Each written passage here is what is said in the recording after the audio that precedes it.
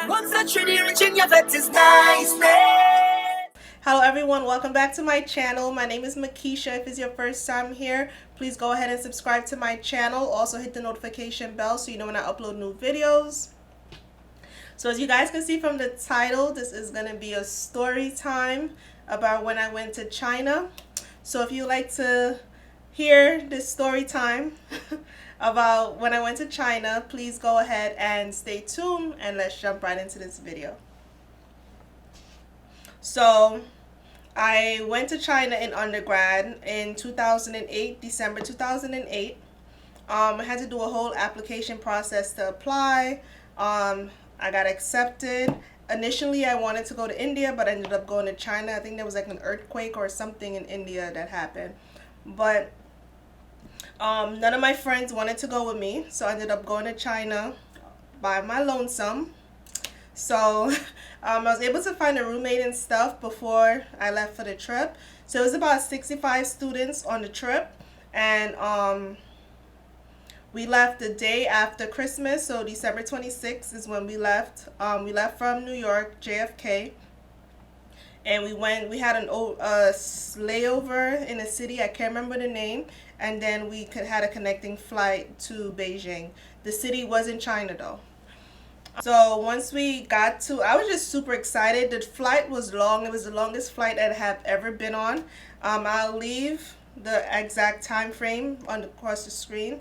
Can't remember how many hours it was, but because it was a nighttime flight and the time difference, we left at night, and by the time we got to Beijing it was daytime, so you pretty much like slept and kind of caught up. So once we got to Beijing, that was our first city. Throughout the trip, we stayed in China for about 30 days. I believe we came back the last week of January. It was a winter session study abroad trip through Brooklyn College. So shout out everybody that was on that trip with me. I did make some friends that I'm still friends with to today.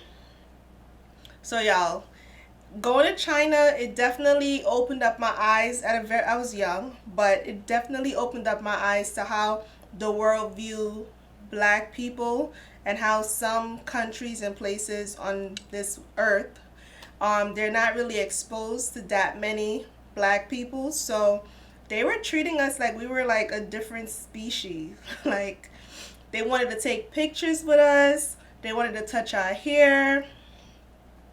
It got to be ridiculous and overbearing. At first we didn't really understand the depth of what was happening, but we quickly learned and we were over it.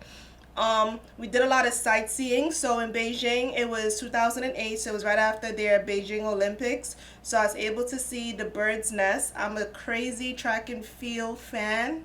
Crazy. So I was able to see the bird's nest, which is the stadium that they use for the track and field games.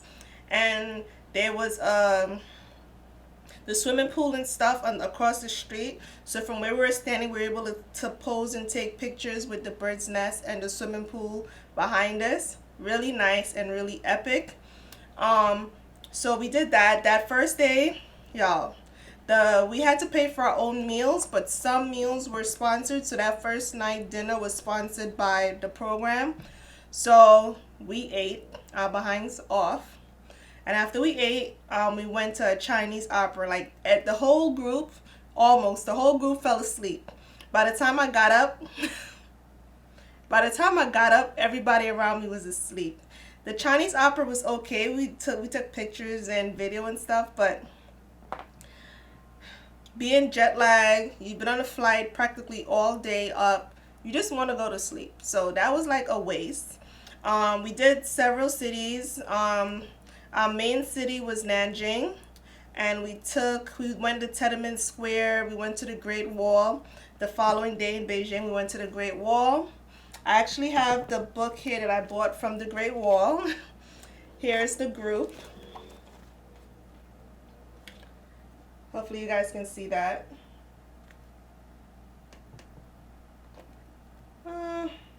Good times. I'm in the first row with a white hat on. Probably can't really make me out, but yeah. And this is dated December 31st, 2008. So after Beijing, I believe we went to Xi'an and we spent about 2 weeks in Nanjing, which is like the old capital of China. So we spent the majority of our time there. Restaurants, cafes, did a lot of shopping, sightseeing and things like that. I felt completely safe for the most part while I was there. Um, I visited Hong Kong. Hong Kong is beautiful. I would definitely, well, China was beautiful. I did see a lot of poverty and I did see like the classes system, but China is beautiful. I will go back, but if I have to go back, I will say I want to go to Hong Kong. Hong Kong was amazing, super modern. A lot of the public areas, like a lot of public areas like Tenement Square and things like that. The even on the overnight train, we took an overnight train.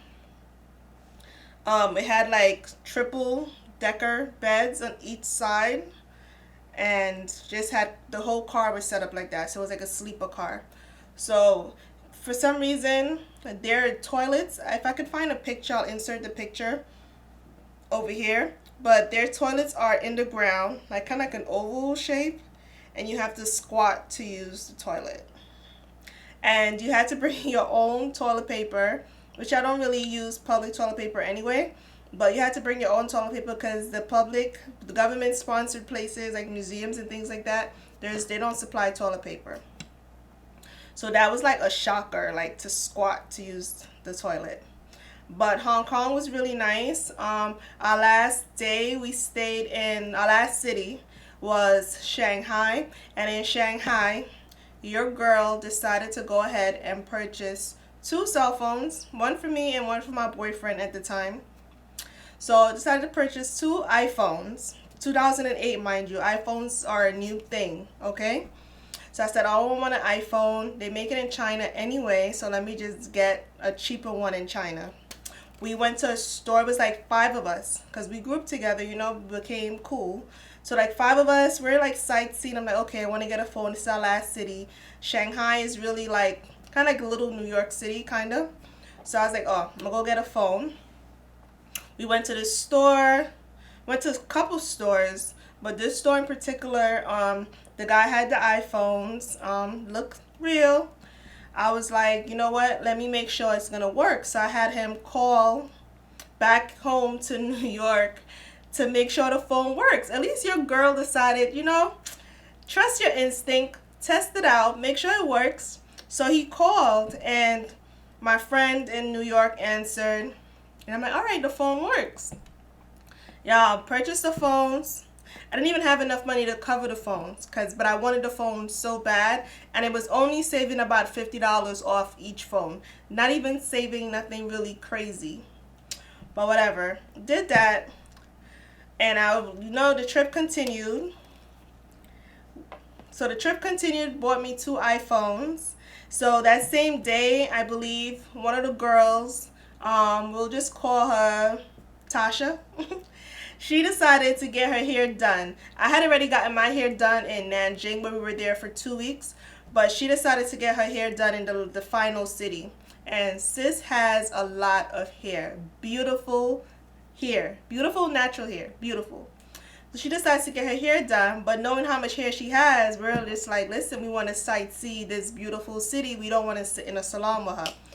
So we started like arguing, who's getting upset. We all went our separate ways. Not individually, but like two by two. Like two people stayed in the salon.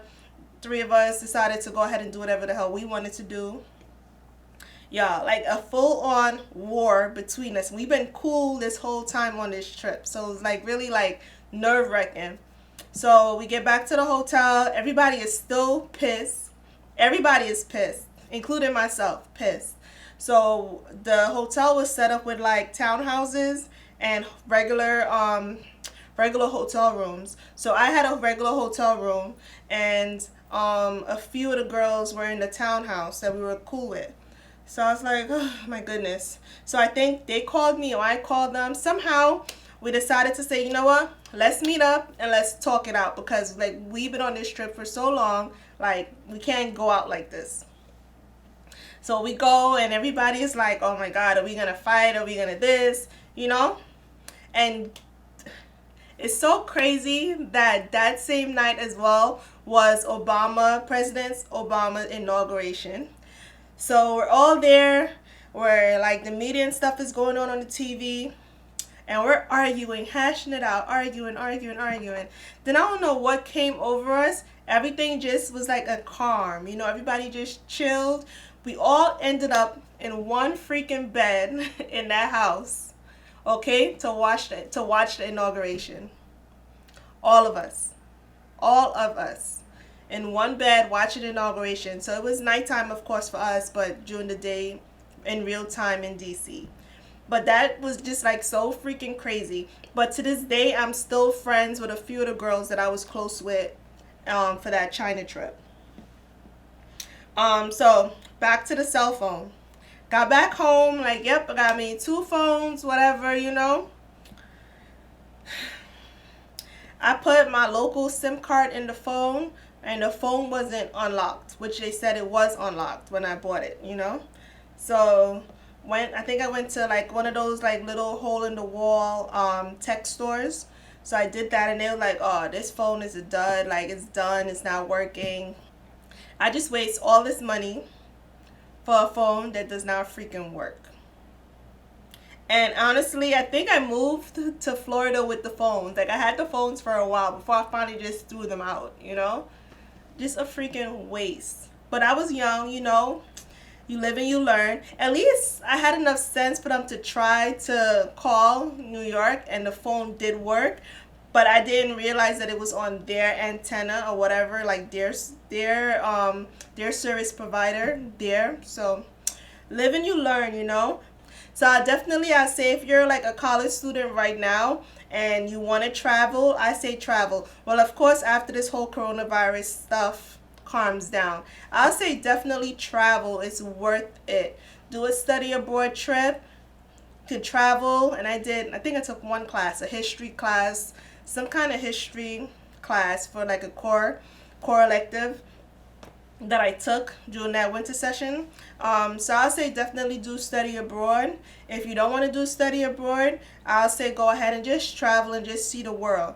But I'll say do study abroad, and you can do it by yourself. I did it all by myself, a loner, all by myself. I was able to find me a roommate beforehand, but I was like, nope, I'm going. All my friends are like, no, that's too much money. I could spend this money on something else, which I totally understand, because as college students, we don't have a lot of money. So I was like, nope, I'm going. I want to go. I'm going. And I made it happen. So my advice to you is, if you want to travel, go ahead and travel. Even if you want to do girl trips with your sisters or your close friends, do girl trips. See the world. There's so much out here to see. I myself even want to start doing more traveling after everything is done. I know it's not inexpensive to travel. You can find ways to make it as inexpensive as possible by like using Airbnb and doing stuff in advance. But definitely travel. If you're young, travel. Even if you're older, save your money, put it together, and travel. There's so much to see in this world. And if your friends and family don't want to go, join a travel group. Go, travel, see the world. So that's my little story time. China was a great experience. I met some really good friends. I will, if I can dig up these pictures, I'll insert them throughout the video and at the end for you guys. But thank you guys so much for watching this video. I hope you guys enjoyed it. Please don't forget to like, comment, and subscribe. And I'll see you guys in the next video.